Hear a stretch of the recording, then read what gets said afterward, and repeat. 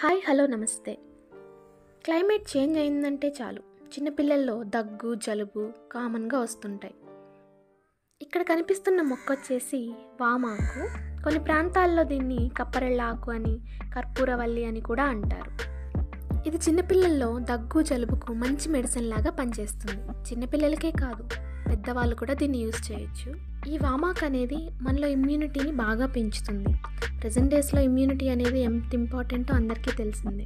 ముందుగా 5-6 వామాకులను తీసుకొని శుభ్రంగా కడుక్కోవాలి.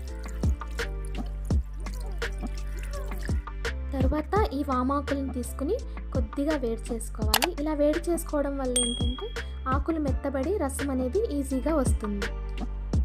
మేము మా పాపకి ఎప్పుడు జలుబు దగ్గు వచ్చినా సరే ఫస్ట్ దీన్ని యూజ్ చేస్తామన్నమాట. ఒక 1 ఇయర్ నుంచి మేము మా పాపకి ఇదే యూజ్ చేస్తున్నాము. చాలా ఎఫెక్టివ్గా పనిచేస్తుంది తనకి. తను కూడా చాలా ఇష్టంగా దీన్ని తాగుతుంది. ఇది తాగినా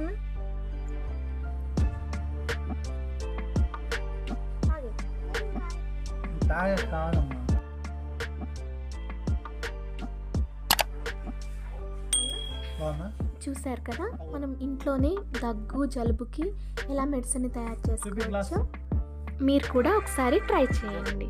థ్యాంక్స్ ఫర్ వాచింగ్.